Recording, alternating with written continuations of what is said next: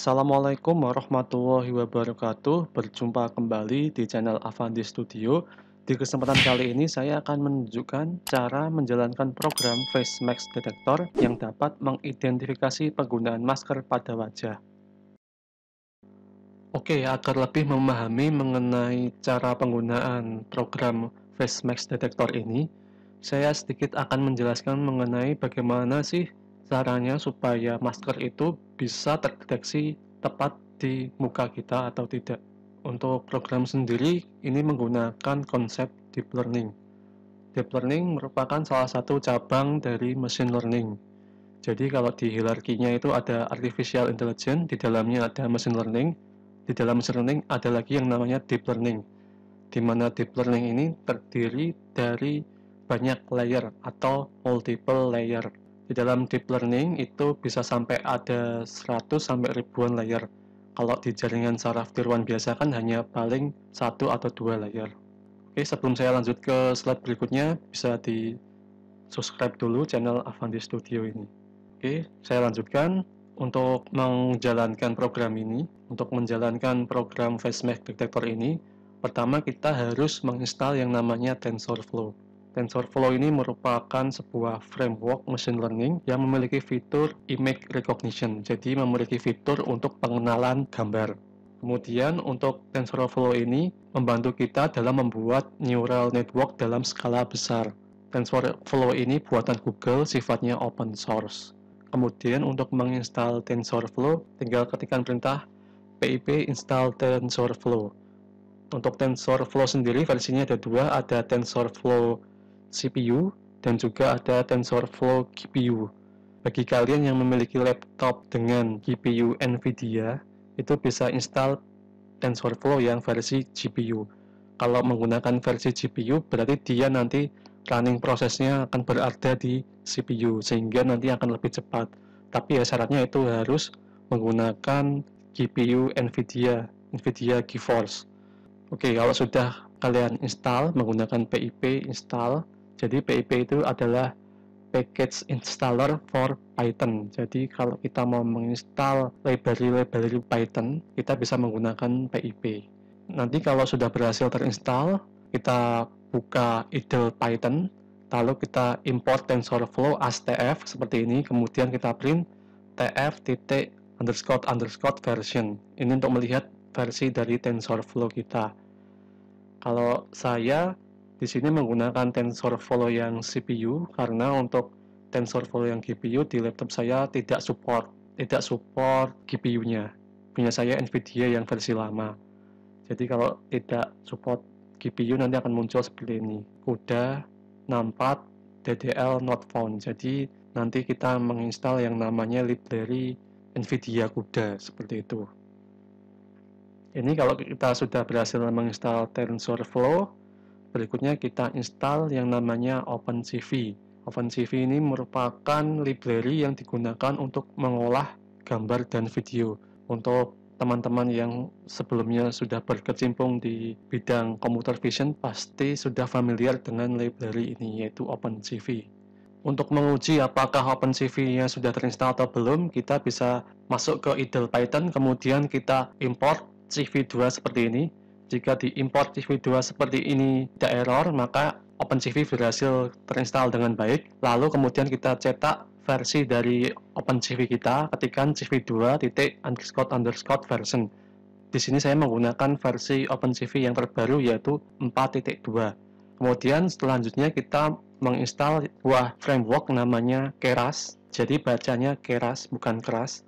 Keras ini merupakan framework atau API yang digunakan untuk membangun model neural network. Kalau kita lihat websitenya, Keras ini merupakan sebuah framework deep learning yang paling banyak digunakan dan dia pernah menjadi 5 besar dalam tim Kaggle. Kaggle itu merupakan sebuah website yang berisi dataset. Dia merupakan 5 top framework untuk deep learning.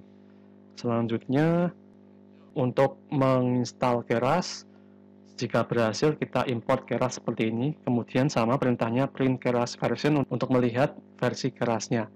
Lalu yang terakhir, kita install yang namanya Immutils. Immutils ini adalah library yang digunakan untuk pengolahan gambar, termasuk di dalamnya melakukan translasi, rotasi, dan resize gambar.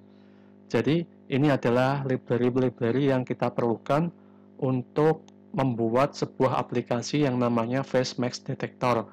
Kemudian ketika semua library sudah terinstall dengan baik, kita beralih ke langkah selanjutnya, yaitu mencari wajah.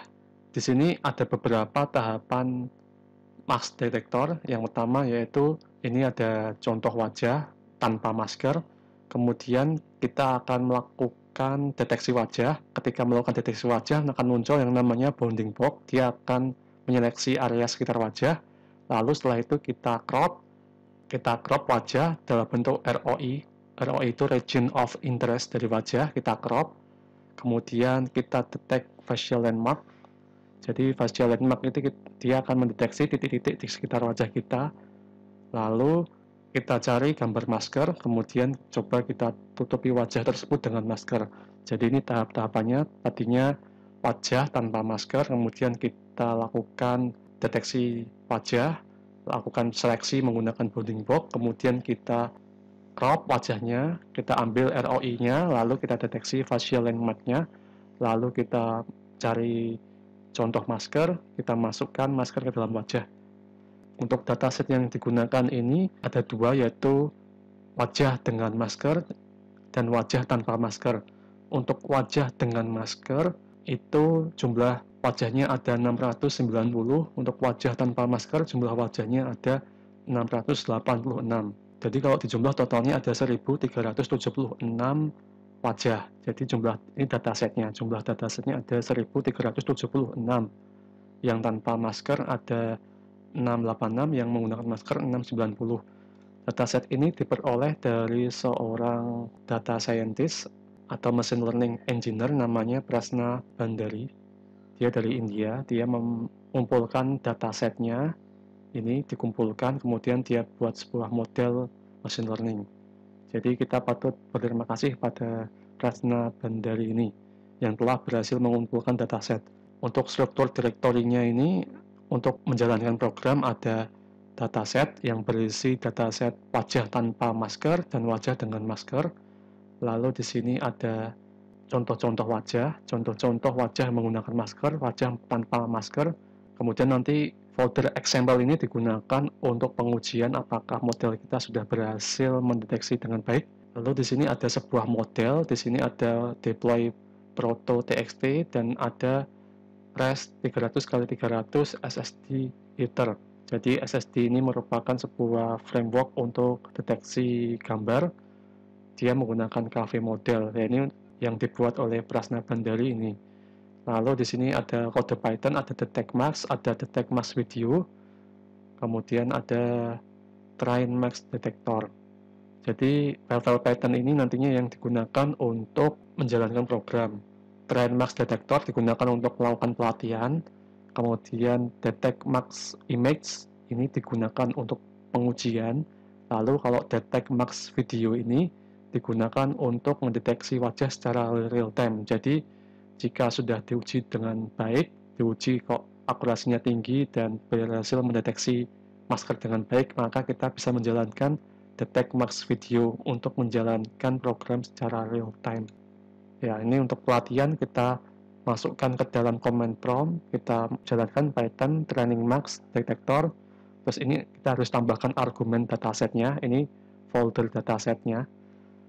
Kemudian di sini kita lakukan pengujian. Untuk melakukan pengujian kita masukkan perintah Python detect mask image, kemudian di sini ada folder image.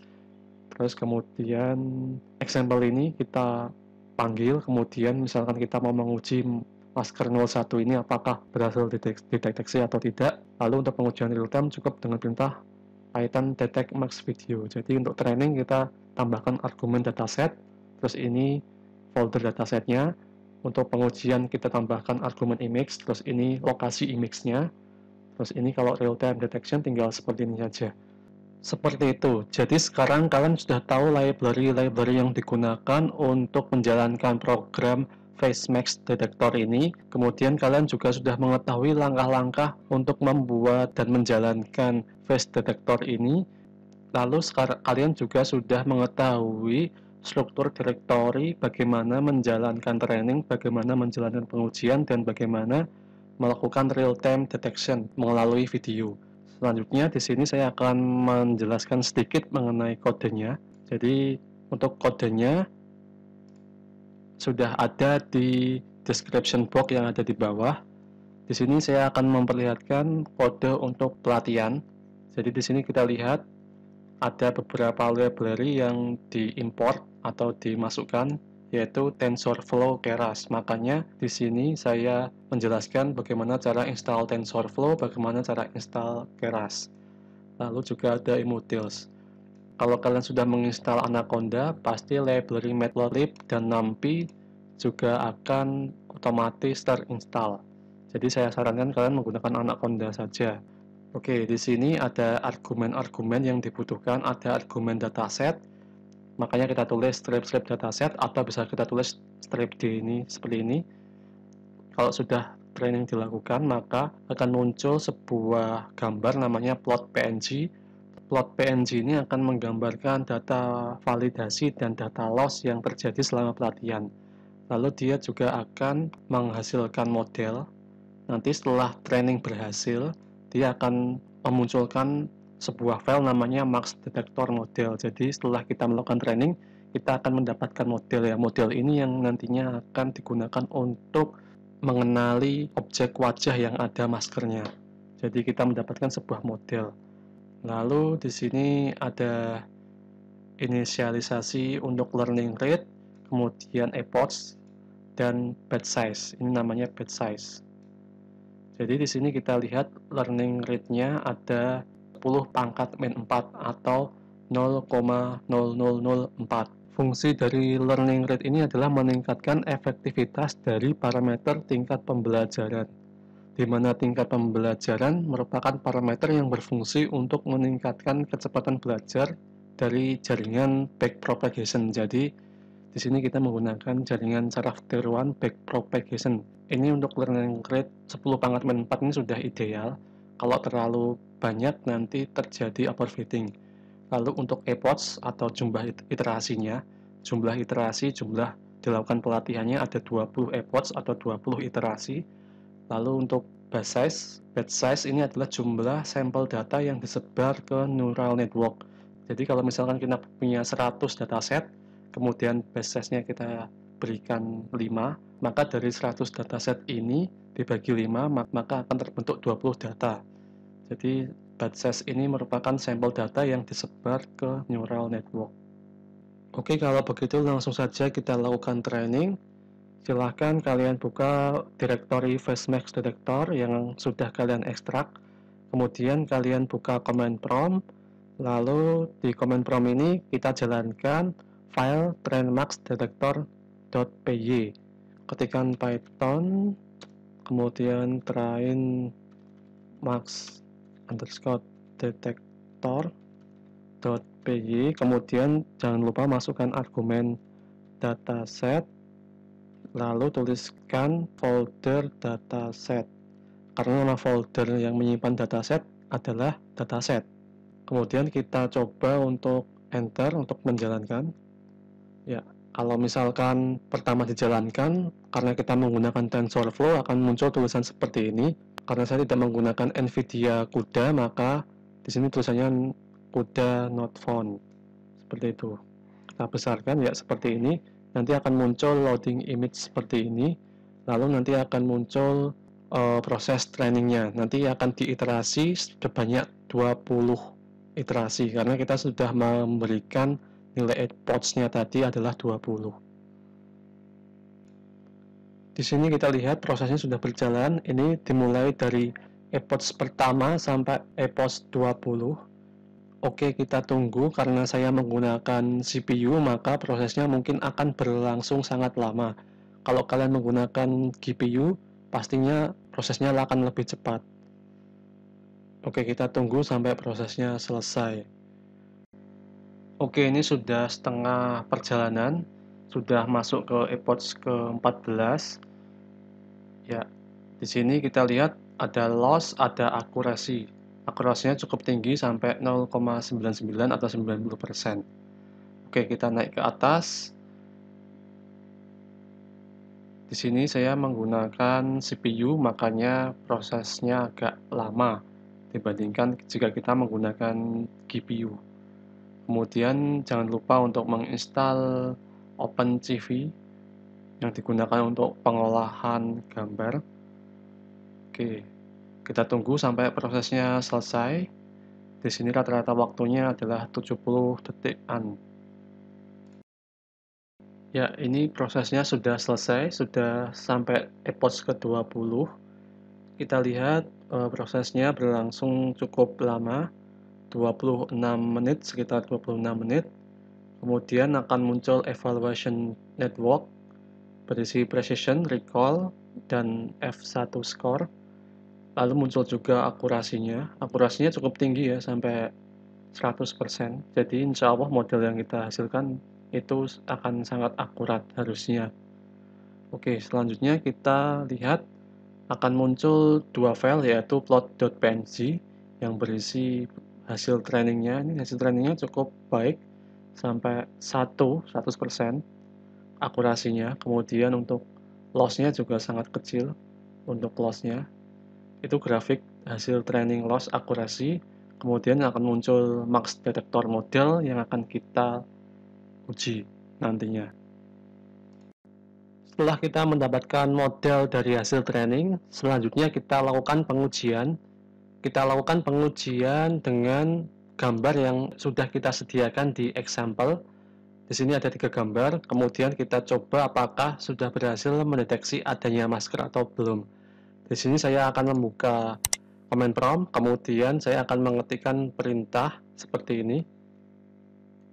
Ya, perintah Python detect max image, kemudian saya gunakan parameter image, kemudian ini alamat gambar yang akan saya uji, yaitu gambar masker 01. Kemudian di sini kita enter. Ya, nanti akan muncul hasil pengujiannya. Di sini kita tunggu sebentar. Ya, ini adalah hasil pengujian model yang telah kita hasilkan. Di sini terlihat bahwa model telah berhasil kita buat dengan baik, dengan akurat, untuk penggunaan masker sampai 99%, jadi sudah berhasil diidentifikasi. Oke, selanjutnya kita coba untuk mendeteksi yang non-masker.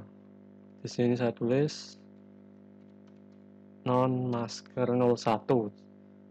Oke, kita running, kita lihat hasilnya apakah dia juga bisa mendeteksi. Oke, di sini kita lihat bahwa sistem juga sukses untuk mengidentifikasi yang tanpa masker. Di sini terlihat 100%, dia bisa tahu kalau orang ini tidak menggunakan masker, seperti itu. Oke, selanjutnya kita bisa langsung melakukan real-time video. Oke, selanjutnya kita jalankan real-time video. Untuk melakukan real-time video caranya sangat mudah sekali, yaitu dengan cara menjalankan perintah Python seperti ini. Jadi cukup dengan menggunakan Python detect max video.py tanpa menggunakan parameter apapun. Ketika di enter, maka tampilannya akan seperti pada video di samping ini.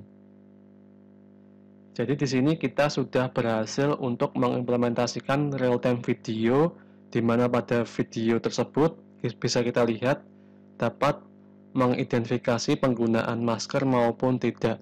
Jadi untuk program ini sangat berguna sekali digunakan pada PSBB saat ini. Jadi dapat membantu pemerintah dalam menertibkan aturan-aturan new normal saat ini. Jadi di aturan new normal adalah harus wajib menggunakan masker. Oke, saya rasa cukup sekian demo yang bisa saya tunjukkan. Kemudian untuk source code-nya dapat di-download di link deskripsi yang ada di bawah. Saya juga akan menyertakan sumber referensinya. Untuk penjelasan kodenya bisa dilihat di pyimexsearch.com. Terima kasih atas perhatiannya. Wassalamualaikum warahmatullahi wabarakatuh.